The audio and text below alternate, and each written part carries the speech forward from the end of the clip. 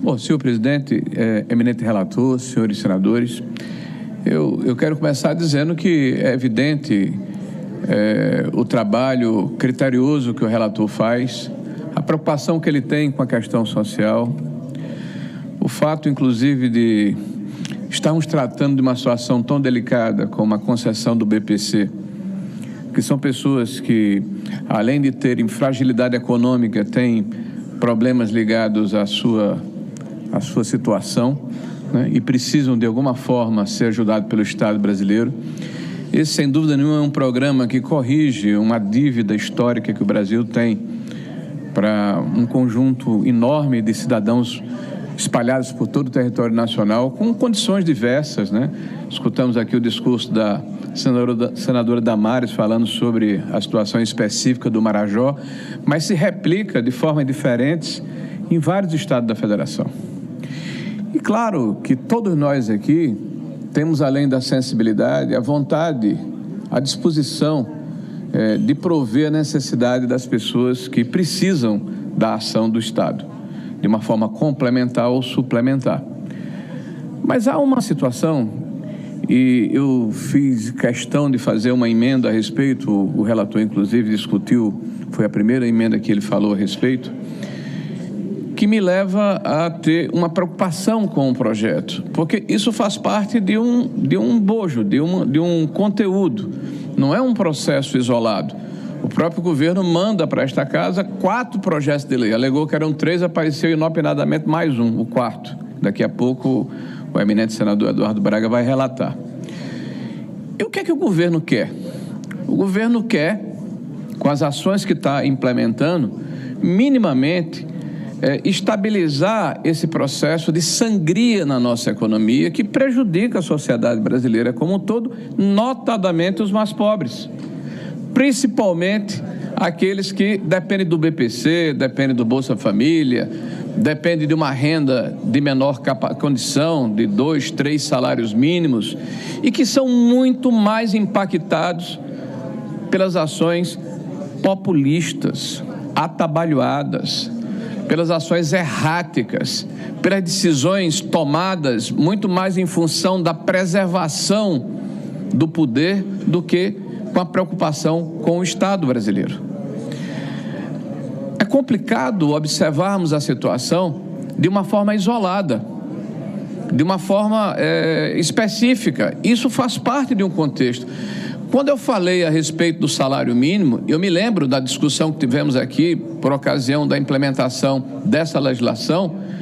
Eu dizia, ora, se o governo mantém a indexação e corrige pela inflação o poder de compra do cidadão que ganha salário mínimo, a gente está falando, por favor, senhores senadores, de menos de 10% daqueles que têm carteira assinada e de menos de 5% da população efetivamente empregada, do PEA brasileiro, 5%. Mas se o governo estabelece uma política de aumento de remuneração de ganho real, isso não está impactando apenas esses que estão trabalhando, mas principalmente a Previdência e o BPC, o que comprime as finanças públicas. Se o governo pode fazer, ótimo. Se não pode fazer, ruim. E o governo tem feito isso sem poder fazer. Me permitam a comparação. O governo criou uma armadilha para ele mesmo, fruto desse populismo barato, dessa falta de visão sistêmica do que é a economia brasileira. Literalmente, nós temos o cachorro correndo atrás do próprio rabo. O governo implementa uma ação e menos de um ano depois tem que recuar da ação. Mas não é recuar da ação no sentido de voltar ao leito originário, é de diminuir a velocidade do desastre. Então, se você estava correndo a 100 km em direção a uma parede, baixou para 50 km. E vou fazer aqui uma comparação e peço atenção dos senhores senadores, aqueles que inclusive estão fora do plenário. Em 2024, o salário de R$ 1.412 está sendo reajustado para 1.500 e alguma coisa agora na nossa LOA. Um aumento de pouco mais de 6%. Só que o dólar em 24 era 4,85, agora vamos imaginar que seja R$6. São 25%.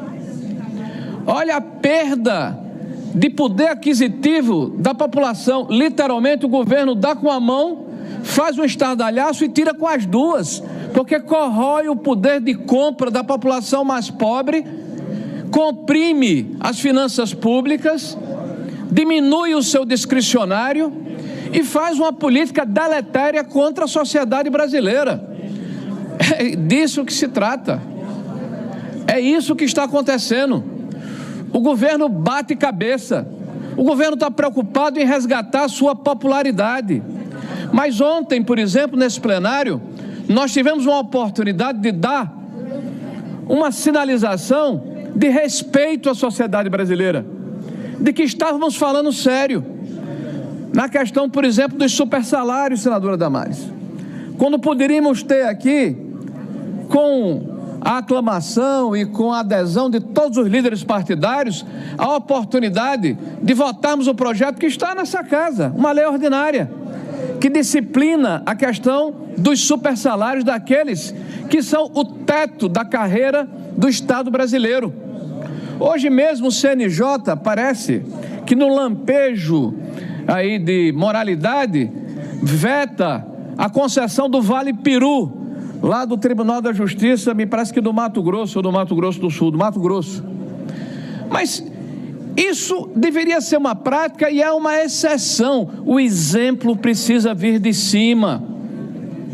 Não adianta impormos à parte mais frágil da sociedade o peso dos ajustes necessários na nossa economia, que reconheço são necessários sim, se não fizermos a mesma coisa com todos, principalmente aqueles que podem contribuir mais. Eu não tenho dúvida que todos aqui são bem intencionados. Eu não vou entrar aqui no mérito de fazer análise ou avaliação de caráter de quem quer que seja. Agora, há um equívoco de avaliação de cenário.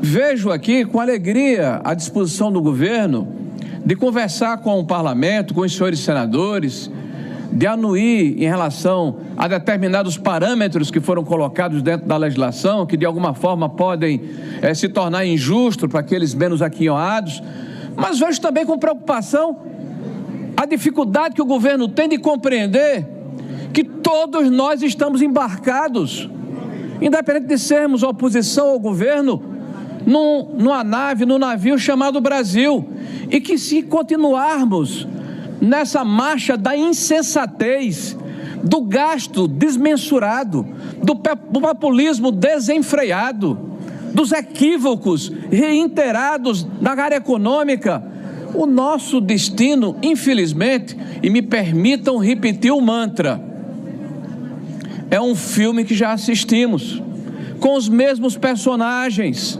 com os mesmos métodos, com as mesmas estratégias, e nós já sabemos o final. A pior catástrofe econômica que aconteceu no país desde 1948, que coroou o final dos 14 anos do PT em 15 e 16. Supressão de 7% do PIB, supressão de mais de 3 milhões de empregos formais, fechamento de centenas de milhares de empresas. Isso não é brincadeira, senhores. Não adianta fazermos de conta que estamos resolvendo uma situação específica se estamos deixando de olhar para o todo.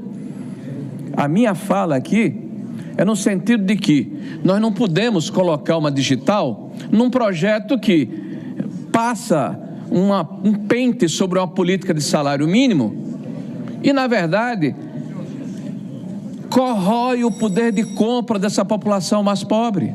Nós não podemos achar que está correto trabalharmos apenas a questão do controle do BPC se nós não temos a coragem de mexermos na questão dos supersalários.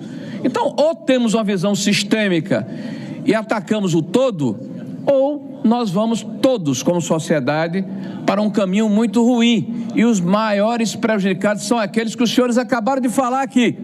São os mais pobres, os mais frágeis, os mais necessitados, aqueles que não têm como se proteger, não conseguem fazer um hedge, não tem dólar, não tem investimentos fora do Brasil, não tem patrimônio para se manter e vão estar sujeitos a uma inflação brutal e uma condição, infelizmente, que vai atravancar a vida dessas pessoas, que o Partido dos Trabalhadores se arvora indefensor e me parece que atua como predador. Por isso mesmo, nós não poderemos colocar...